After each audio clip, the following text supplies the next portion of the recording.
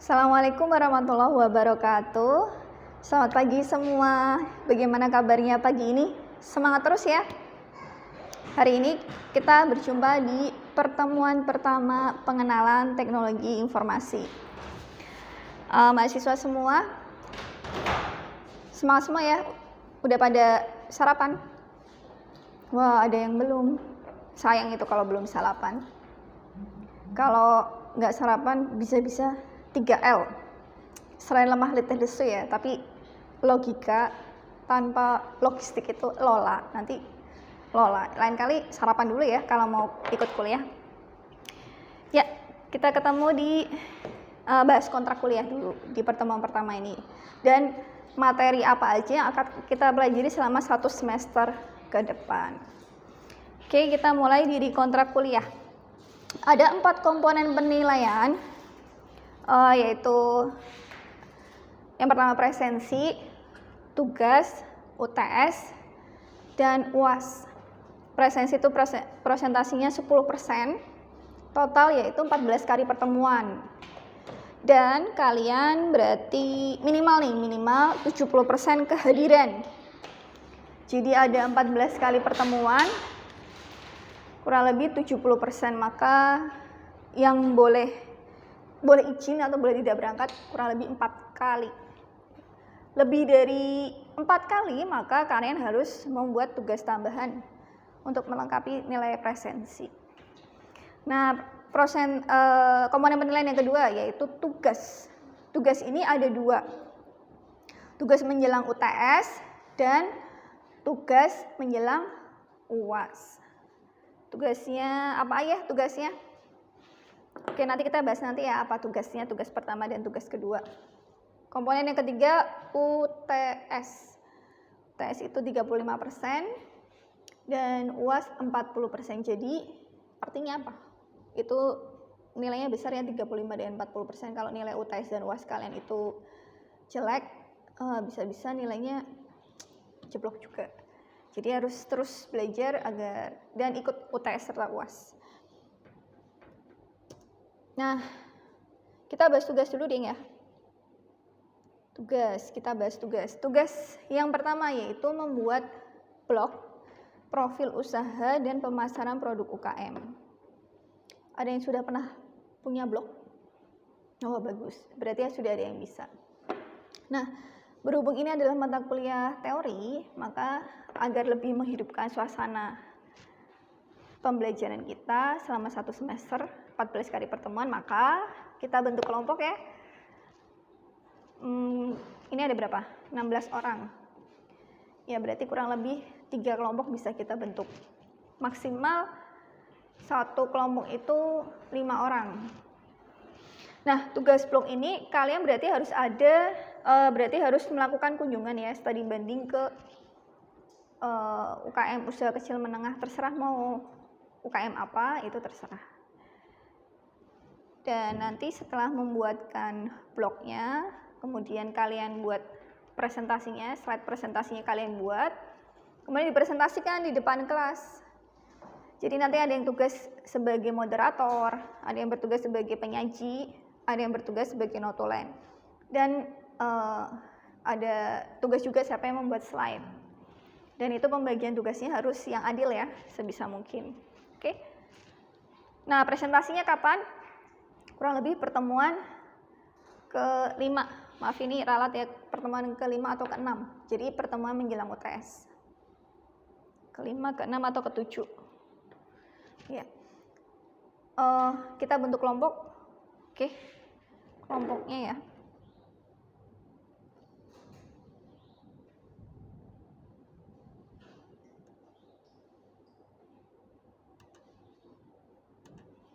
Kelompok pertama Supriyadi, Ilham, Herdianto, Dwi Iva, Eka Laila, Elvia Rani ya, 2 cewek, 2 cowok.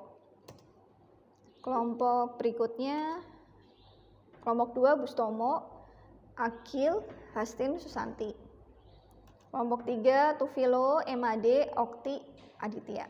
Oke, sepakat ya. Nah, adapun komponen penilaiannya adalah untuk nanti tugas yang pertama ini tampilannya seperti apa ya, tampilan blognya, tampilan slide presentasinya, kemudian fitur-fitur di blog itu apa aja, navigasinya apa aja. Jadi harus ada tambahan selain dari yang bawaan di blog. Kemudian ada kekompakan, kalian kompak atau tidak dalam melaksanakan tugas kelompok itu. Nah, kurang lebih itu ya tugas yang pertama. Tugas yang kedua nanti dikumpulkan menjelang UTS, menjelang UAS, yaitu analisa UU ITE. Nanti pembahasan selanjutnya nanti ya setelah UTS. Nah, kontrak kuliah, materinya apa aja sih yang akan kita pelajari di mata kuliah pengenalan teknologi informasi ini? Yang pertama tentang dasar teknologi informasi, dasar sistem komputer, piranti masukan, proses keluaran atau disingkat IPO, input proses output. Kemudian ada penyimpanan eksternal, itu apa aja, perangkat lunak aplikasi, perangkat lunak sistem. Kemudian sejarah perkembangan hardware, sejarah perkembangan software, berbagai bahasa pemrograman. Ini di trimester awal. Nah, setelah UTS, bahasan materi yang kita akan bahas adalah multimedia dan virtual reality, kecerdasan buatan, telekomunikasi dan jaringan, internet, basis data, dan sistem informasi. Ada pertanyaan mengenai tugas pertama dan kedua? Tugas pertama ya soal tadi presentasi. Sepakat ya kelompoknya? Oke, bagus. Berikutnya kita langsung masuk materi aja. Di pertemuan pertama ini sedikit kita bahas tentang sejarah perkembangan komputer hardware, terutama lebih ke arah hardware. Jadi komputer itu terbagi jadi 5 generasi. Ada yang pernah dengar nggak generasi komputer? Belum ya, belum ada yang tahu ya. Oke. Jadi komputer itu apa sih? Komputer itu awalnya adalah alat hitung ya, pekerjaan untuk hitung-hitungan. Kemudian dia itu terdiri dari serangkaian elektronik yang saling berhubungan, bekerja sama agar bisa menghitung. Itu sisi hardware-nya. Nah, kemudian di dalam rangkaian elektronik itu juga ada rangkaian instruksi atau urutan instruksi. Nah, itu adalah software-nya. Nah, siapa yang menjalankan? Manusia, brainware. Generasi komputer. Generasi ke-0 itu sebelum tahun 1945. Itu generasi manual, mekanis, dan mekanis elektronik. Semi mekanis, setengah mekanis, setengah elektronik. Dan generasi pertama di tahun 1945 sampai 1959 itu ditandai dengan penemuan tabung hampa. Jadi komputer pertama itu terbuat dari tabung hampa. Ada yang sudah tahu bentuknya tabung hampa? Belum ada yang tahu ya? Belum pernah tahu ya? Oke, nanti saya tunjukkan gambarnya. Generasi kedua tahun 59 hingga 64 ditandai dengan ditemukannya transistor. Alatnya bendanya lebih kecil daripada tabung hampa. Kemudian generasi ketiga tahun 64 hingga 70 itu ditemukannya IC, Integrated Circuit, yaitu transistor yang dipadatkan. Generasi keempat tahun 70 hingga 91 dinamakan LSI, Large Scale Integration, atau mikroprosesor, yang saat ini kita gunakan ya hardware-nya ya. Generasi kelima terakhir tahun 91 sampai tahun 2000 sampai sekarang saat ini adalah era artificial intelligence, adalah komputer cerdas, kecerdasan buatan. Menarik ya, bisa kita bahas. Yuk kita masuk pengenalan dulu, masuk generasi ke-0 ya. Generasi pertama. Nah, generasi pertama mempunyai ciri-ciri ukurannya sangat besar. Untuk penempatannya membutuhkan ruang 500 meter persegi. dengan menggunakan 18.000 tabung hampa udara, 75.000 relay dan saklar, 10.000 kapasitor, 70.000 resistor.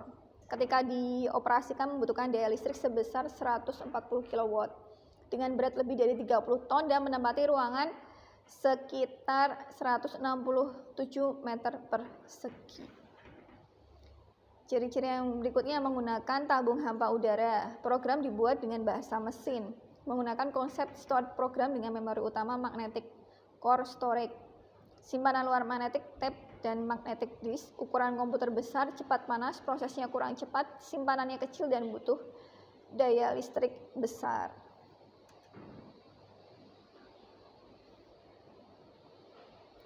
Nih,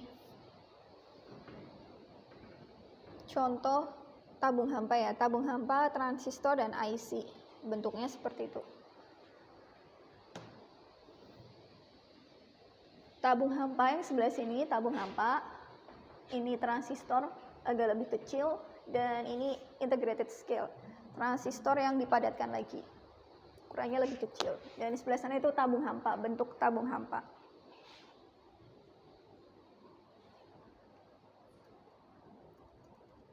Komputer generasi pertama dinamakan, ada yang tahu komputer generasi pertama namanya apa?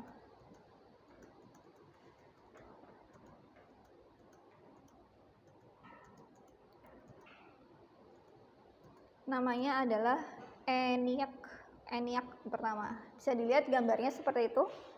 Komputernya ukurannya sangat besar ya, dengan banyak relay, 18.000 tabung hampa, dan yang menjalankan lebih dari satu orang. Ini ENIAC 2. Ini itu ENIAC 2. Ini ENIAC yang kedua. Pemrogram ENIAC. ENIAC itu apa sih? ENIAC adalah Electronic Numerical Integrator dan Computer. Di tahun 1945 yang dikenal sebagai komputer elektronik modern pertama. Komputer ini terdiri dari 19.000 vacuum tubes dan 15.000 sambungan solder serta mempunyai berat lebih dari 30 ton, panjang 30 meter dan tinggi 2,4 meter. Nah, sebelum generasi pertama ini, tadi kan generasi ke-0 ya, sebelum tahun 45, itu ada beberapa mesin hitung.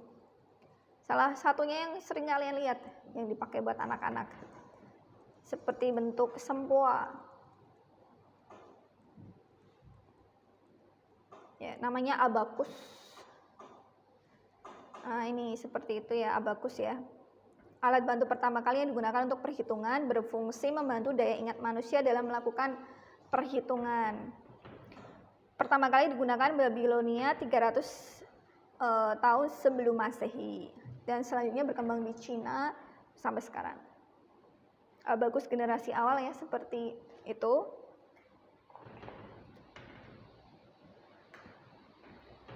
Abakus modern ya benar-benar seperti sempoa, ini adalah sempoa. Yang pertama abakus ya, alat hitung manual. Yang kedua Blaise Pascal, ditemukan tahun 1642. Blaise Pascal itu dia menemukannya alat hitung di usia 19 tahun. Bentuknya tersusun dari 50 roda gigi. Seperti ini bentuknya Blaise Pascal, mesin penjumlah Pascal. Dan susunan roda giginya seperti ini. Dibuka. Ketika dibuka susunannya rodanya seperti itu ya. Nah, alat mesin hitung ketiga adalah Jacquard. Jacquard diciptakan oleh Joseph Marie Jacquard dari Perancis tahun 1801. Digunakan di industri tekstil, tenun, dan cikal bakal tempat penyimpanan ya, pola tertentu yang menggunakan kartu dari kayu yang berlubang yang kemudian dikenal dengan punch card. Bentuknya seperti itu. Tuh. Oke, mesin tenun buatan Jacquard. Kemudian ada Babbage. Babbage itu ditemukan Charles Babbage dari ahli matematika dari Inggris mengembangkan mesin penghitung otomatis. Bentuknya seperti itu. Seperti ini. Babbage tahun 1834.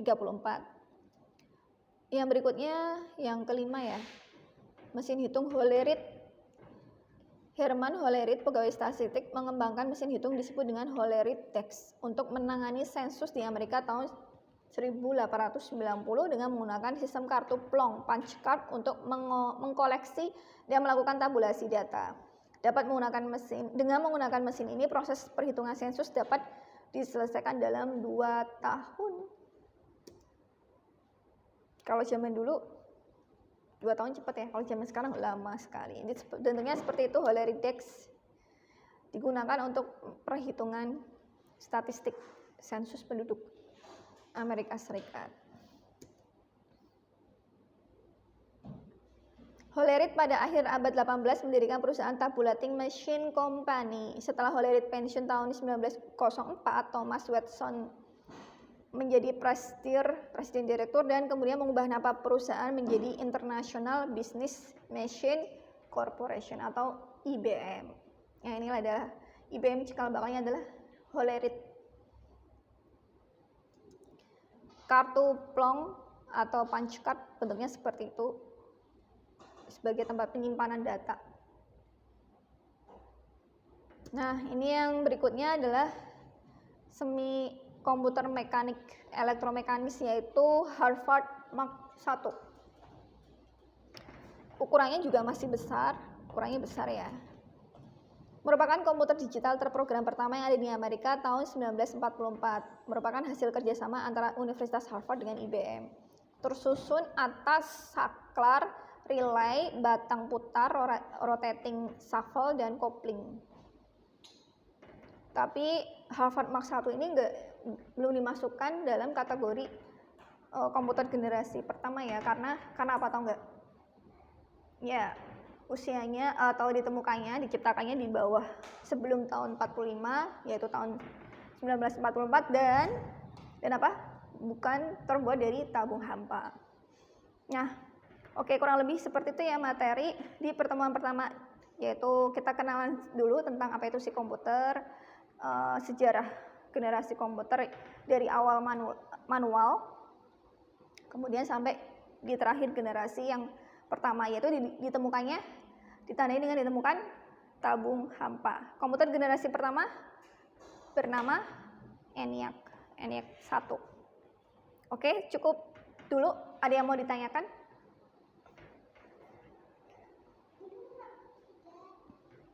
Nggak ada ya, cukup. Oke. Siapkan, berarti mulai setelah ini silakan diskusi untuk membicarakan tentang tugas kelompok kalian. Oke, saya akhiri. Assalamualaikum warahmatullahi wabarakatuh.